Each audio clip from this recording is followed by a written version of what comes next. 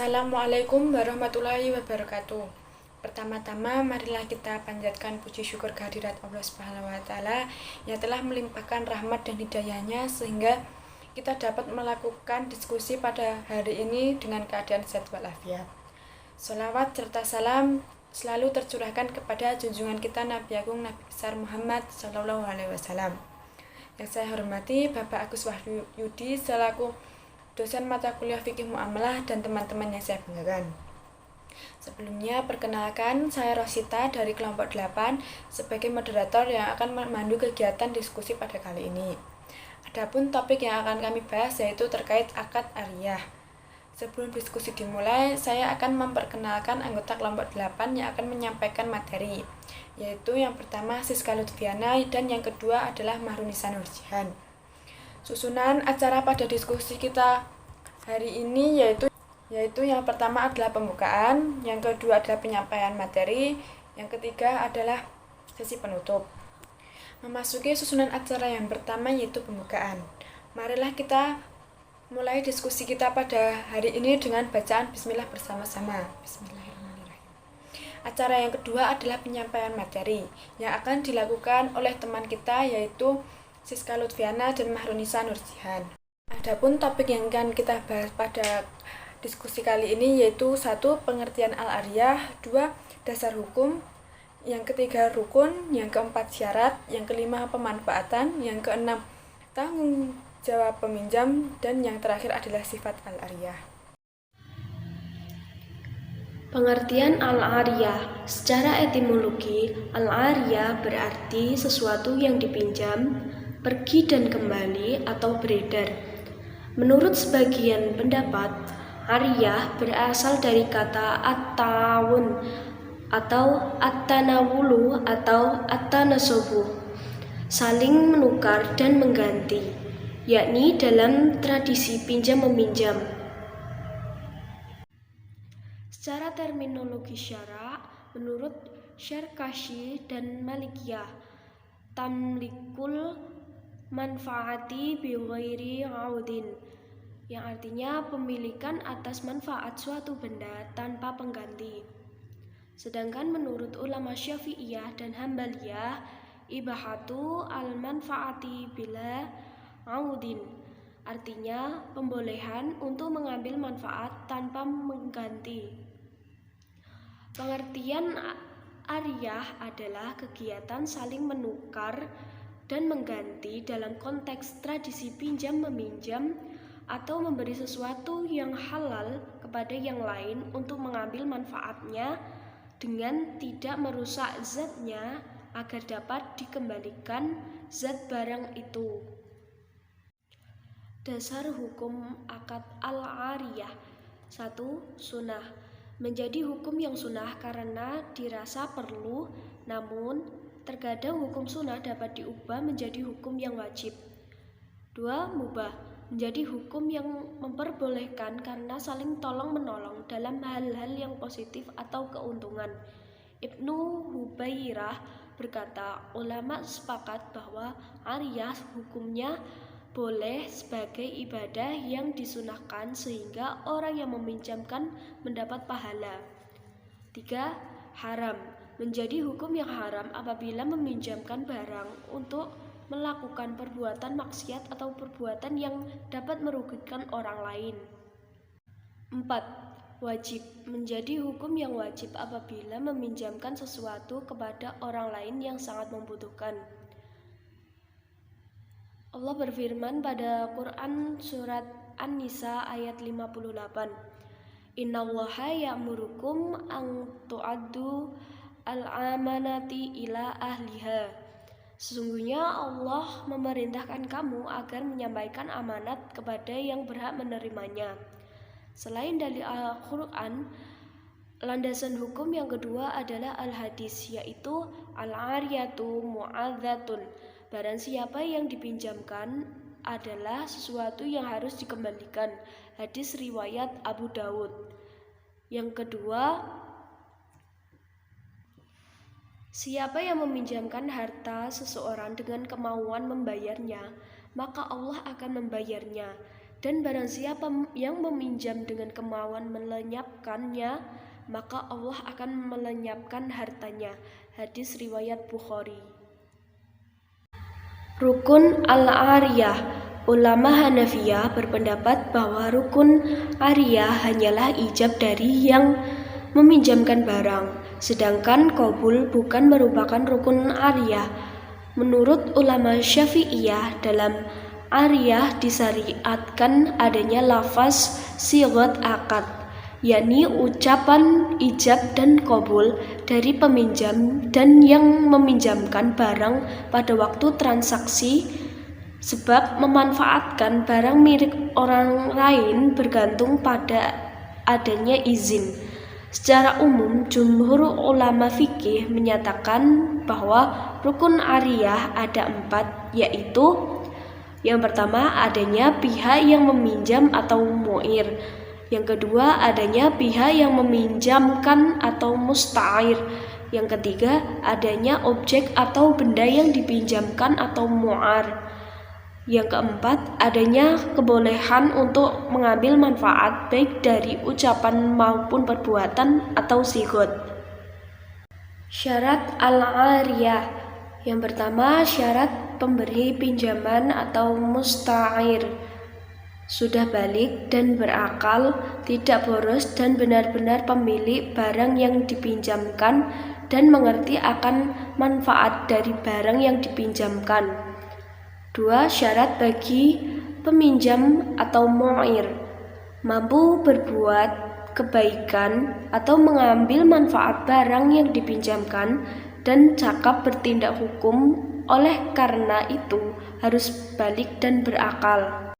3. Barang yang dipinjamkan berupa barang yang bermanfaat. Yang kedua, berupa barang yang bersifat tetap. Yang keempat, lafaz atau sighat. Hendaknya disepakati waktu pengembalian maupun jenis atau kadar barang yang dipinjam. Contoh, saya pinjamkan benda ini kepadamu, dan yang menerima berkata, saya mengaku meminjam benda ini kepadamu. Hak memanfaatkan barang ariyah. Jumhur ulama selain Hanafiyah berpendapat bahwa musta'ar dapat mengambil manfaat barang sesuai dengan izin dari mu'ir atau orang yang memberi pinjaman. Adapun ulama Hanafiyah berpendapat bahwa kewenangan yang dimiliki oleh musta'ar tergantung pada jenis pinjaman, apakah mu'ir meminjamkannya secara terikat atau muqayyad atau mutlak.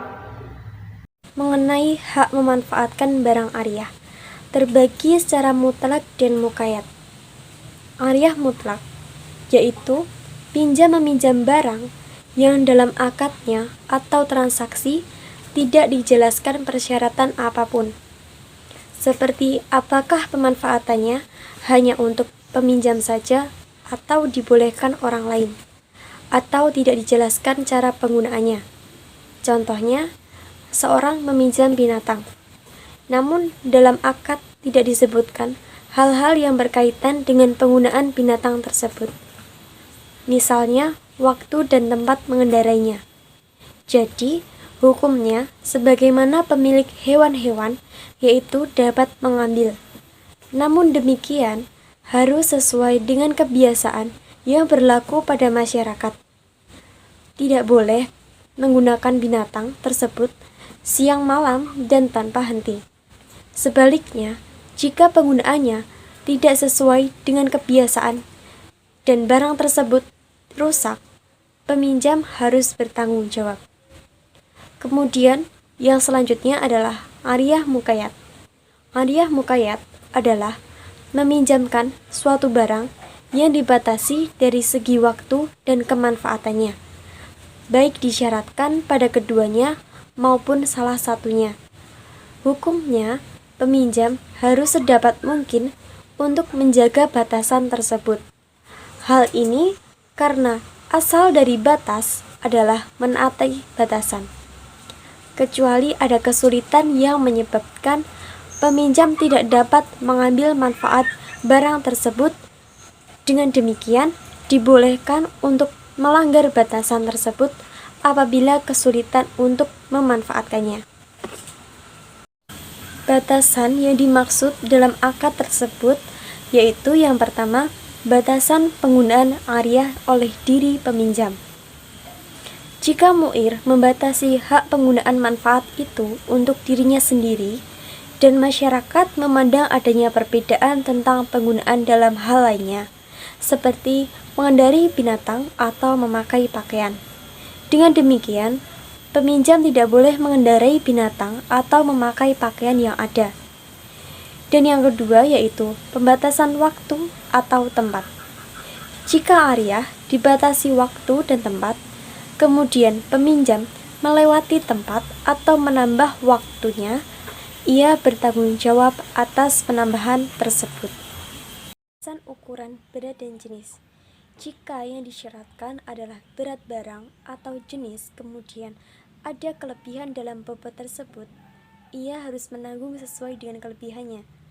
Jika ada perbedaan pendapat antara mu'ir atau orang yang meminjamkan barang dengan musta'ir atau peminjam tentang lamanya waktu meminjam, berat barang yang dibawa barang pinjaman tersebut atau tempat meminjam, maka pendapat yang harus dimenangkan atau diterima adalah pendapat ma'ir, yakni yang meminjamkan barang, karena beliau sebagai pemberi izin untuk mengambil manfaat barang pinjaman tersebut sesuai dengan keinginannya.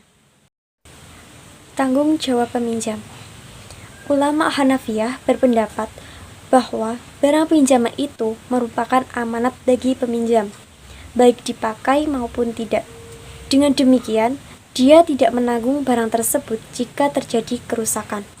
Seperti juga dalam sewa-menyewa atau barang titipan, kecuali bila kerusakan tersebut disengaja atau disebabkan kelalaian, maka hal ini menjadi tanggungan yang tidak dibebankan kepada mereka yang bukan pelaku. Selain itu, peminjam dikategorikan sebagai orang yang menjaga milik orang lain. Hal ini termasuk kebaikan bagi pemilik.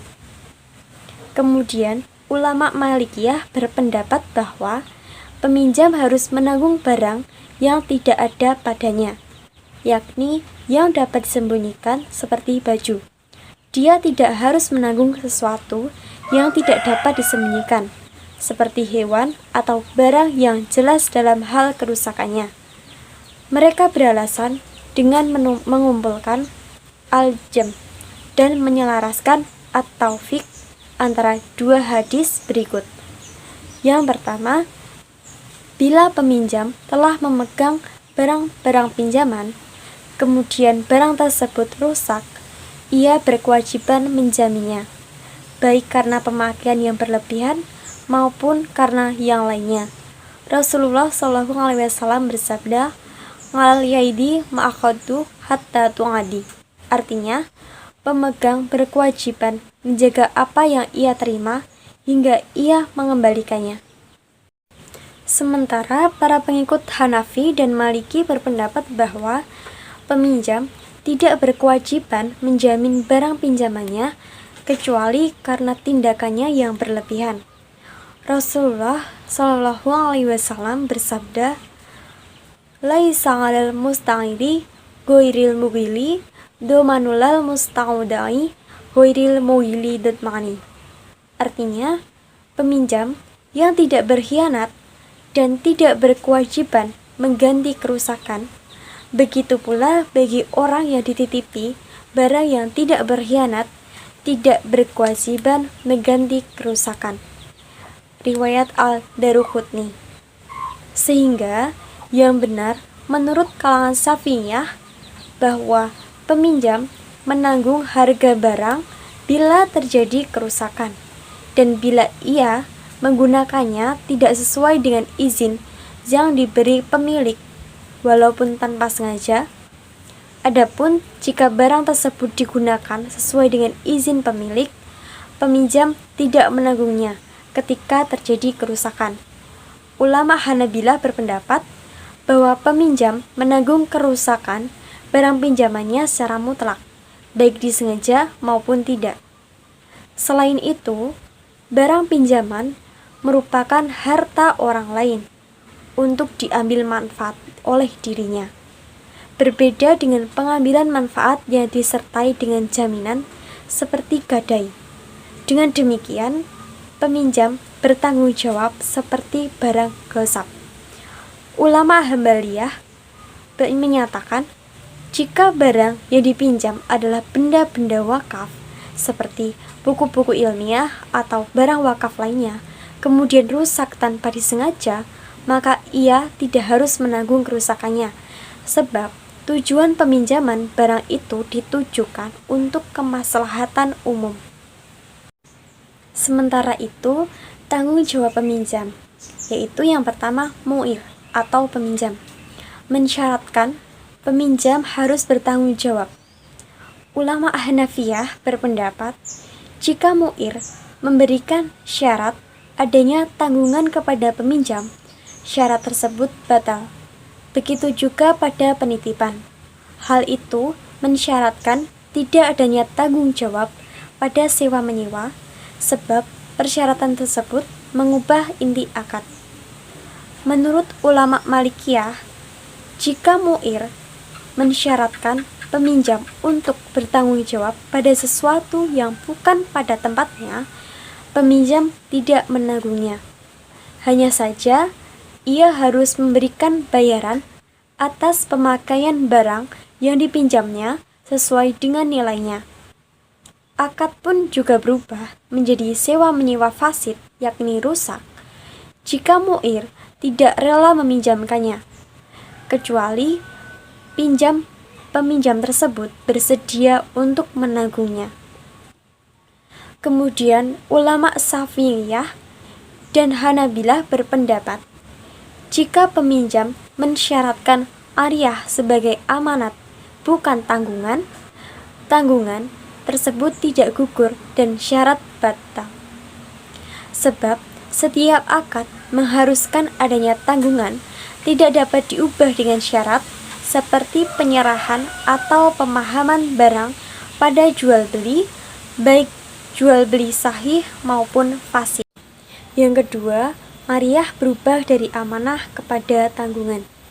Menurut ulama Hanafiyah, penyebab perubahan ariyah dari amanah kepada tanggungan itu disebabkan karena di antara keduanya ada beberapa persamaan, seperti penyebab perubahan tersebut pada penitipan barang, yaitu dengan sebab-sebab sebagai berikut. Yang pertama, menghilangkan barang, dan yang kedua, tidak menjaganya ketika menggunakan barang. Ketiga, menggunakan barang pinjaman tidak sesuai dengan persyaratan atau kebiasaan yang berlaku. Dan yang keempat, menyalahi tata cara penjagaan yang seharusnya. Biaya pengembalian barang. Biaya pengembalian barang pinjaman itu ditanggung oleh peminjam, sebab pengembalian barang merupakan kewajiban peminjam yang telah mengambil manfaatnya.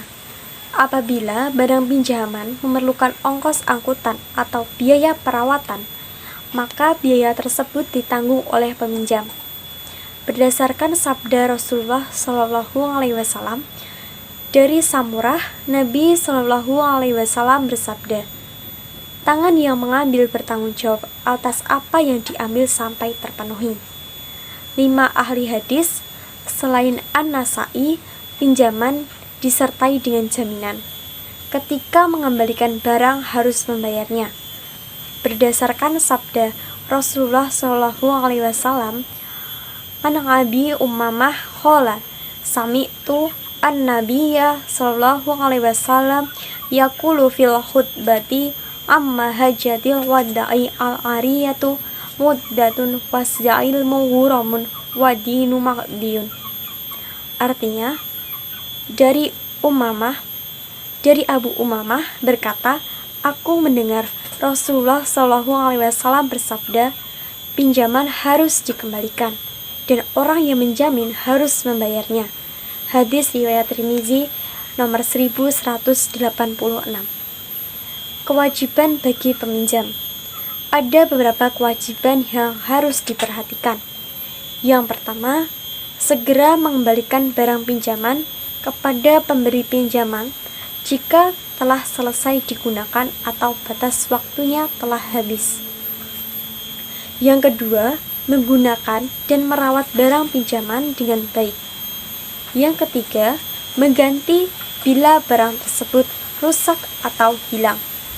Sedangkan tata krama dalam pinjam-meminjam ada beberapa hal yang dapat dijadikan penekanan dalam pinjam-meminjam atau utang piutang tentang nilai sopan santun yang terkait di dalamnya.